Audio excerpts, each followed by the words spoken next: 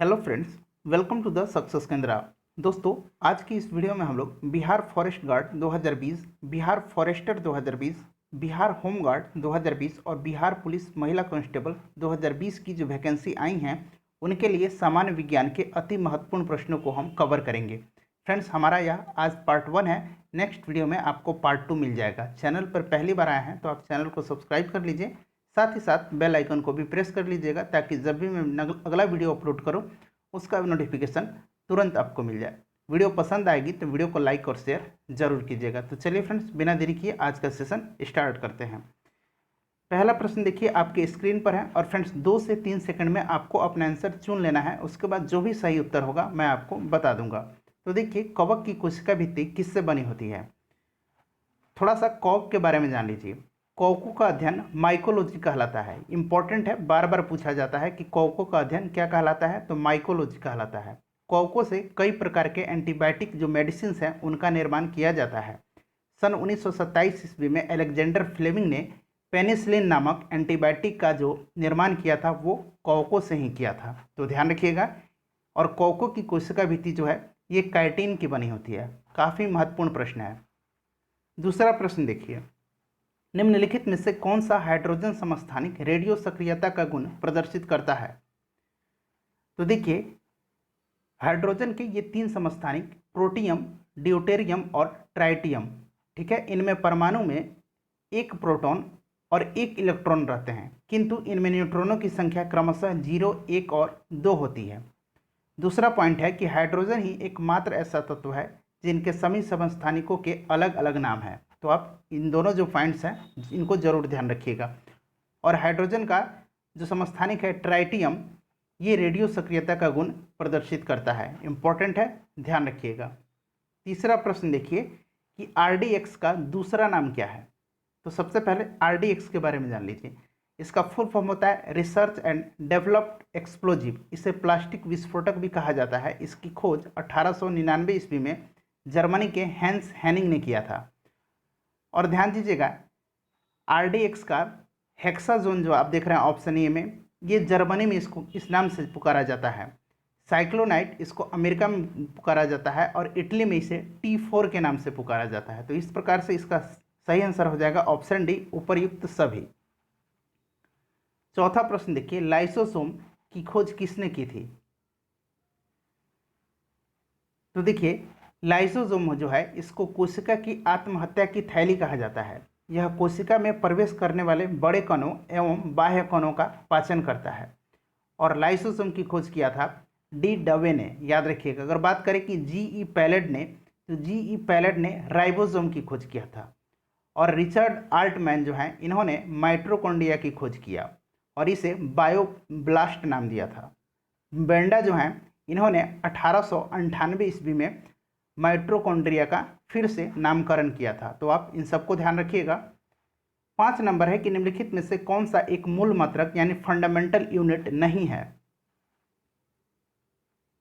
तो देखिए, SI के 7 मूल मात्रक हैं। लंबाई का मात्रक मीटर है, द्रव्यमान का मात्रक किलोग्राम है, समय का मात्रक सेकंड है, विद्युत धारा का मात्रक एम्पियर है, ताप का मात्रक केल्विन है और ज्योति तीव्रता का मात्रक कैंडेला है।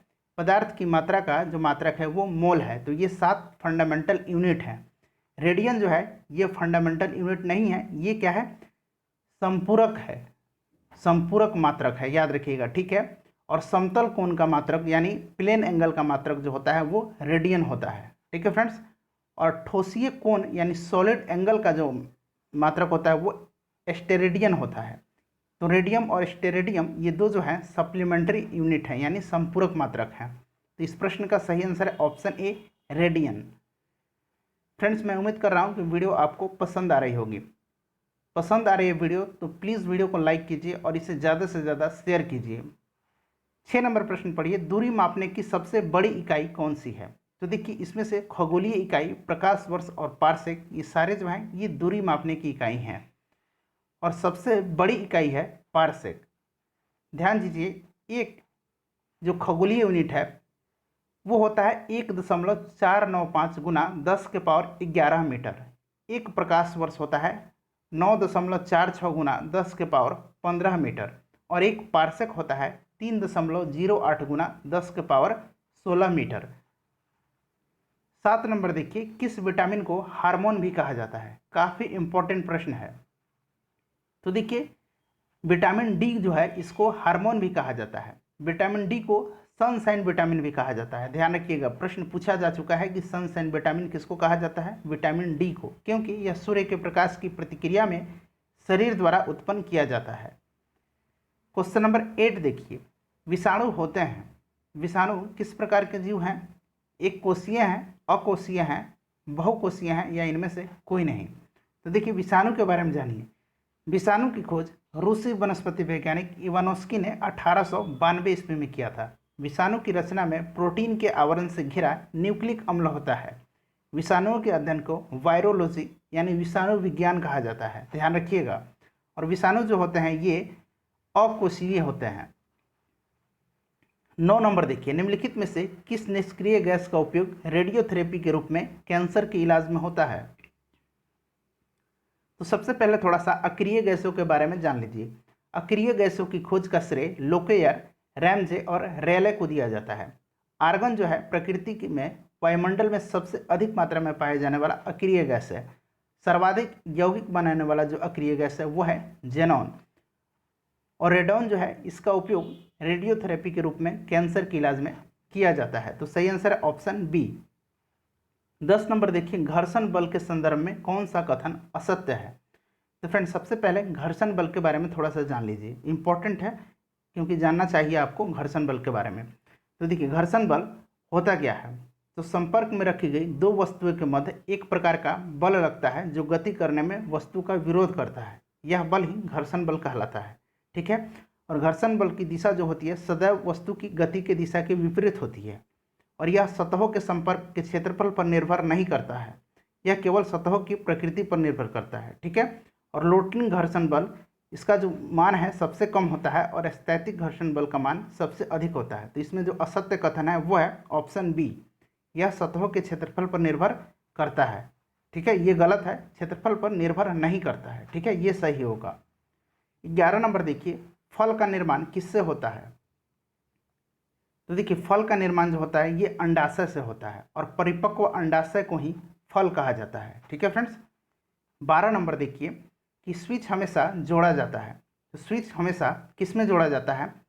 लाइव तार में यानी विद्युन्मय तार में, उदासीन तार में, या भू तार से। तो स्विच जो है हमेशा जोड़ा जाता है लाइव तार से यानी विद्युन्मय तार से। और एक और इम्पॉर्टेंट पॉइंट है, फ्यूज तार भी सदैव विद्युन्मय तार में ही जोड़ा जाता है। फ्यूज तार सीसा एवं टीन के मिश्र धातु का बना होता है। याद रखिएगा, ये इंपॉर्टेंट पॉइंट है। 13 नंबर देखिए कि बिजली से लगी आग बुझाने में काम आता है। तो बिजली से जो आग लगती है उसको बुझाने में पायरीन का उपयोग किया जाता है। पायरीन का रासायनिक नाम क्या है? Carbon tetrachloride CCl4। ठीक है। नेक्स्ट क्वेश्चन देखिए, क्वेश्चन नंबर 14, अनुवांशिकी का पिता किसको कहा जाता है? तो अनुवांशिकी का पिता कहा जाता है ग्रेगर जॉन मेंडल को। इंपॉर्टेंट है, ध्यान रखिएगा। द्रव का ताप बढ़ने पर पृष्ठ तनाव पर क्या असर पड़ता है? तो देखिए, जब द्रव का ताप बढ़ाया जाता है तो पृष्ठ तनाव कम हो जाता है। ठीक है फ्रेंड्स। और पृष्ठ तनाव का उदाहरण कुछ आप ध्यान रखिएगा। पृष्ठ तनाव के कारण वर्षा की बूंदें गोलाकार होती है। पृष्ठ तनाव के कारण ही पानी के बाहर निकालने पर शेविंग ब्रश के बाल जो हैं आपस में चिपक जाते हैं। और पृष्ठ तनाव के कारण ही पतली सुई पानी पर तैराई जाती है। ठीक है। पृष्ठ तनाव का जो फॉर्मूला होता है वो होता है लंबाई, बल बटा लंबाई। याद रखिएगा। और इसका SI मात्रक जो है वो न्यूटन मीटर होता है। 16 नंबर है कि निम्नलिखित में से किस माध्यम में ध्वनि की चाल अधिकतम होती है? तो देखिए, ध्वनि की चाल जो है आपका जो ऑप्शन दिया हुआ है इसमें एल्युमिनियम में सबसे अधिक होती है। अगर बात करें कि द्रवों में ध्वनि की चाल गैसों की अपेक्षा अधिक होती है तथा ठोसों में सबसे अधिक होती है। ठीक है। वायु में ध्वनि की चाल 332 मीटर पर सेकंड होती है, जल में 1493 मीटर पर सेकंड होती है तथा लोहा में 5130 मीटर पर सेकंड होती है। तो ध्यान रखिएगा। नेक्स्ट क्वेश्चन देखिए, निम्नलिखित में से किस तत्वों से फ्लोएम नहीं बना होता है? तो देखिए, फ्लोएम क्या है? फ्लोएम जो है पत्तियों द्वारा तैयार भोज्य पदार्थों को पौधे के विभिन्न भागों तक पहुंचाता है और जाइलम जो है ये जल का वहन करता है। ठीक है, दोनों ध्यान रखिएगा। और ये जो फ्लोएम है ये 4 प्रकार के तत्वों से मिलकर बना होता है। मैं नाम बताता हूँ, चालनी नलिकाएं, सहकोशिकाएं, फ्लोएम तंतु और फ्लोएम मृदुतक। तो सही आंसर हो जाएगा इसमें जाइलम मृदुतक। जाइलम मृदुतक जो है ये जाइलम का हिस्सा होता है। ठीक है, फ्लोएम का नहीं। क्वेश्चन नंबर 18 देखिए, स्पष्ट प्रतिध्वनि यानी इको सुनने के लिए प्रावर्तक तल की दूरी कम से कम कितनी होनी चाहिए? तो देखिए, प्रतिध्वनि को अंग्रेजी में इको कहा जाता है और इसको सुनने के लिए कितनी जो डिस्टेंस होती है वो जरूरी होती है, तो 16.16 मीटर होती है। देखिए, जो ध्वनि किसी दृढ़ दीवार, पहाड़, गहरे कुएं आदि से टकराने अर्थात परावर्तित होने के कारण सुनाई देती है उसे इको कहा जाता है। आप कभी कुएं में आवाज़ दीजिएगा, उधर से एक आवाज़ रिटर्न आपको सुनाई देगी, इसी को इको कहा जाता है। और इसको सुनने के लिए कम से कम 16.6 मीटर की डिस्टेंस जरूरी होता है। कहीं कहीं आपको 17 मीटर भी लिखा मिलेगा। तो सही आंसर है ऑप्शन बी। 19 नंबर है कि किस तत्व की कमी के कारण पेड़ों एवं पौधों की पत्तियां पीली हो जाती हैं? तो ये होती है सल्फर की कमी के कारण। महत्वपूर्ण प्रश्न है, याद रखिएगा। और नाइट्रोजन की कमी से पौधों की वृद्धि रुक जाती है, जबकि इसकी अधिकता होने से पौधों में फूल विलंब से उगते हैं। ठीक है, 20 नंबर देखिए, 20 नंबर है कि शरीर की सबसे बड़ी पेशी कौन सी है? तो शरीर की सबसे बड़ी पेशी जो है ये है ग्लूटियस मैक्सिमस, यानी ऑप्शन ए सही आंसर हो जाएगा। और बात करें कि शरीर की सबसे लंबी हड्डी कौन सी है, तो ये है फीमर हड्डी। आप ऑप्शन ए में देख रहे हैं, ये जांघ की हड्डी है। लाल रक्त कण का जीवन काल कितना होता है? तो लाल रक्त कण का जीवन काल जो होता है वो 120 दिन का होता है। लाल रक्त कण का निर्माण अस्थि मज्जा में होता है और इसकी मृत्यु यकृत तथा पलिया में होता है, याद रखिएगा। रेडियो सक्रिय तत्वों के किस कणों के उत्सर्जन से संभारिक बनते हैं? तो देखिए, सबसे पहले आप जानिए कि संभारिक होता क्या है। तो देखिए, वे तत्व जिनकी द्रव्यमान संख्या एक ही किंतु परमाणु संख्या भिन्न भिन्न होती है संभारिक कहलाती है। और समस्थानिक जो होता है उसमें परमाणु संख्या एक ही होती है किंतु द्रव्यमान संख्या भिन्न भिन्न होती है। तो बीटा कणों के उत्सर्जन से संभारिक बनते हैं। ऑप्शन बी जो है सही आंसर हो जाएगा। 23 नंबर देखिए, 1 जूल में कितना कैलोरी होता है? तो देखिए, 1 जूल में 0.24 कैलोरी होता है। ठीक है, ध्यान रखिएगा, इंपॉर्टेंट है। उष्मा का एसआई मात्रक जूल है और उष्मा का सीजीएस मात्रक जो है वो कैलोरी है। 1 कैलोरी में 4.186 जूल होता है और 1 किलो कैलोरी में 4.186 गुना 10 के पावर 3 जूल होता है, या फिर कहीं 1000 कैलोरी होता है। एक BTHU यानी ब्रिटिश थर्मल यूनिट, इसमें होता है 252 कैलोरी। तो आप इन सबको ध्यान रखिएगा। 24 नंबर देखिए, पृथ्वी का वायुमंडल किस विधि के द्वारा गर्म होता है? तो पृथ्वी का वायुमंडल जो है ये होता है संवहन विधि के द्वारा। और सूर्य से जो प्रकाश है वो पृथ्वी तक, सूर्य की ऊष्मा पृथ्वी तक कैसे पहुंचती है? ये पहुंचती है विकिरण विधि के द्वारा, याद रखिएगा।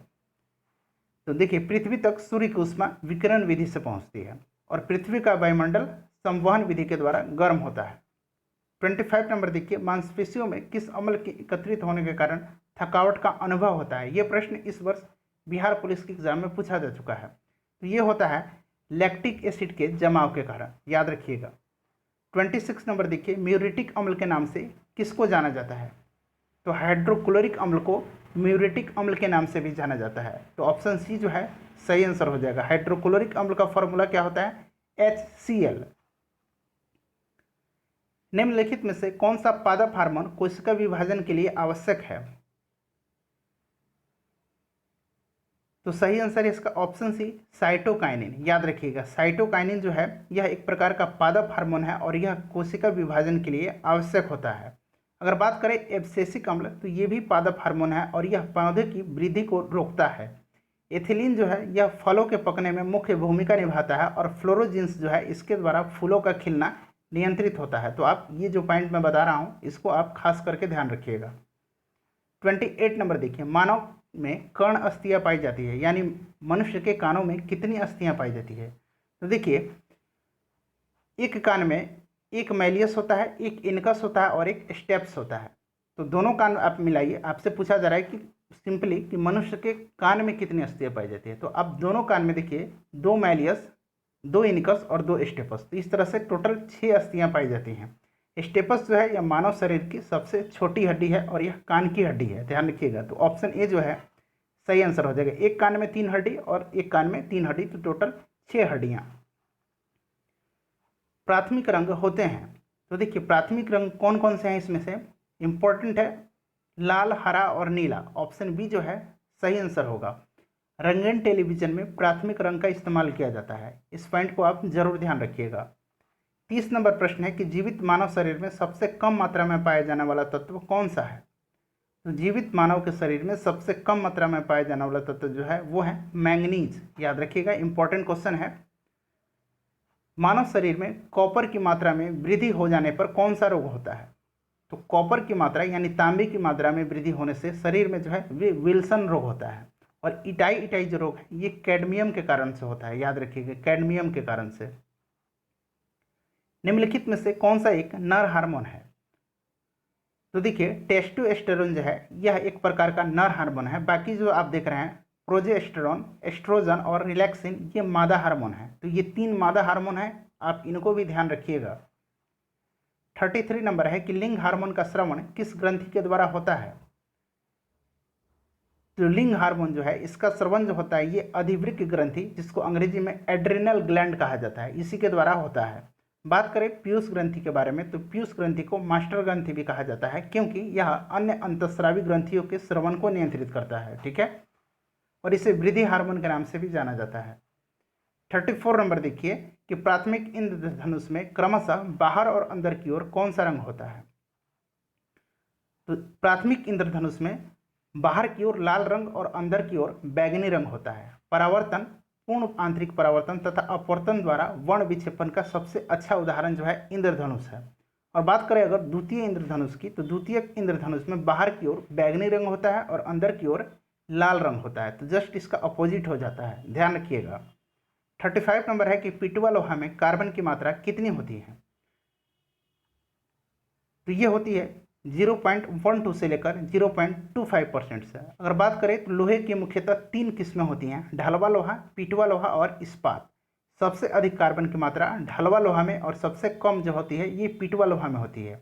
ढलवा लोहा में 2.5% कार्बन की मात्रा होती है और इस्पात में 0.25 से लेकर के 1.5% तक होती है, ठीक है फ्रेंड्स। और पिटवा लोहा में 0.12 से लेकर के 0.25% तक होती है, ध्यान रखिएगा। मनुष्य के लार में कितना प्रतिशत जल होता है। तो देखिए मनुष्य के लार में 99% जल होता है और 1% एंजाइम होता है। तो सही आंसर इसका हो जाएगा ऑप्शन बी, ठीक है। मनुष्य में 3 जोड़ी लार ग्रंथियां पाई जाती है। मनुष्य के लार में मुख्यतः 2 प्रकार के एंजाइम पाए जाते हैं, ये हैं टाइलिन और लाइसोजाइम। और लार जो है यह स्टार्च के पाचन में सहायक होता है। सही आंसर इसका ऑप्शन बी 99%। 37 नंबर देखिए, आंख में जाने वाली प्रकाश की मात्रा को निम्नलिखित में से कौन नियंत्रित करता है। फ्रेंड्स वीडियो पसंद आ रही है तो वीडियो को लाइक कीजिए और इसे शेयर जरूर कीजिएगा। शेयर कीजिएगा तो आपके लिए जल्दी मैं अगला वीडियो भी लेकर आऊँगा। तो देखिए आंख में जाने वाली प्रकाश की मात्रा को नियंत्रित करता है आइरिस, याद रखिएगा कौन करता है, आइरिस करता है। आंख में प्रकाश कॉर्निया से होकर प्रवेश करता है। और ध्यान रखिएगा नेत्रदान में कॉर्निया दान किया जाता है। पूछा जाता है कि नेत्रदान में आंख का कौन सा हिस्सा दान किया जाता है, तो कॉर्निया किया जाता है।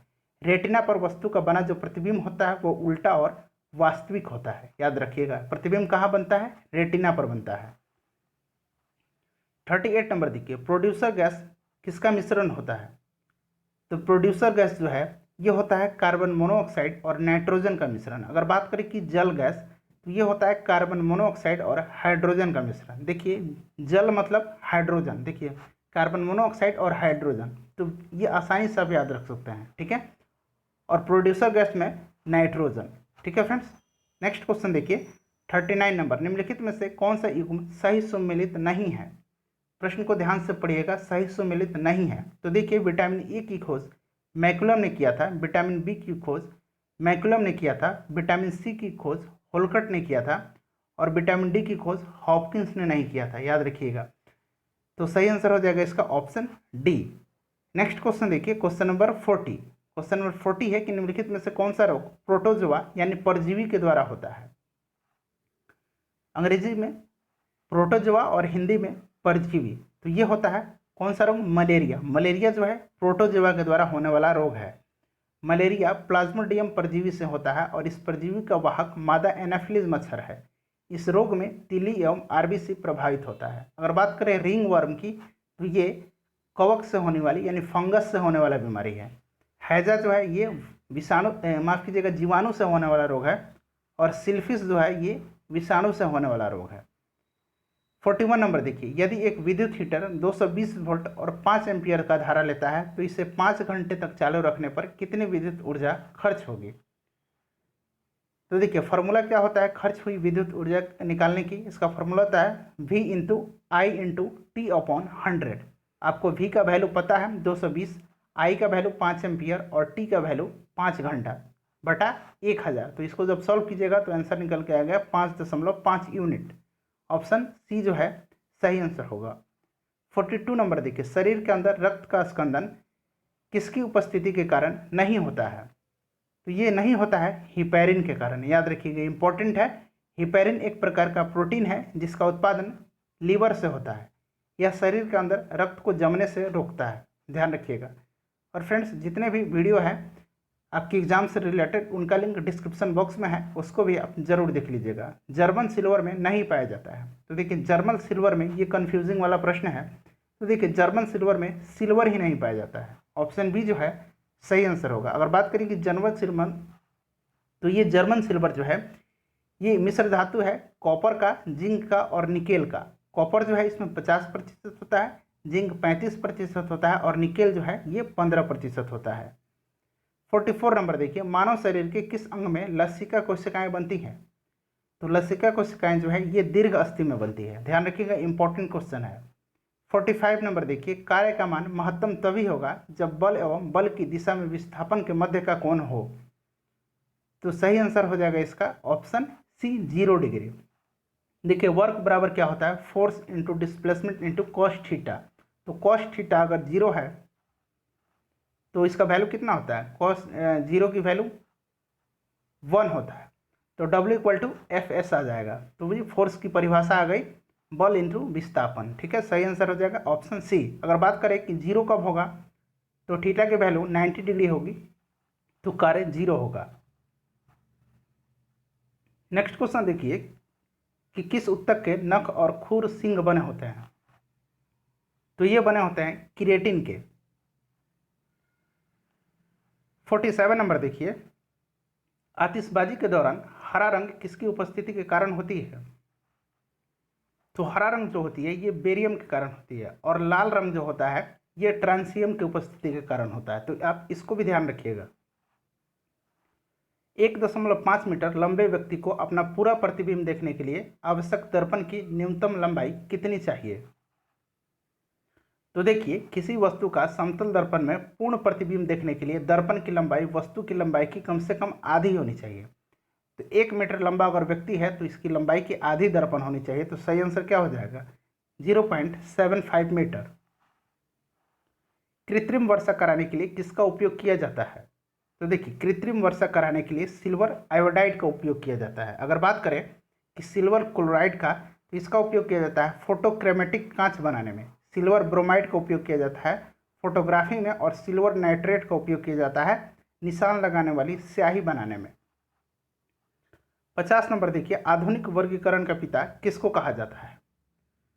तो आधुनिक वर्गीकरण का पिता कहा जाता है कैरोलस लिनियस को। ऑप्शन सी जो है सही आंसर हो जाएगा। नेक्स्ट क्वेश्चन देखिए कि बल का सीजीएस मात्रक क्या है?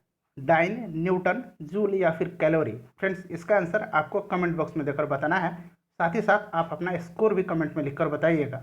वीडियो कैसी लगी है इसके बारे में भी आप जरूर बताइएगा। वीडियो पसंद आई है तो इसे शेयर कीजिए और लाइक नहीं किया है तो लाइक कर दीजिए। अपना ध्यान रखिएगा और चैनल को सब्सक्राइब कर लीजिए ताकि अगला वीडियो का नोटिफिकेशन आपको तुरंत मिल जाए। मिलते हैं नेक्स्ट वीडियो में। Thanks for watching.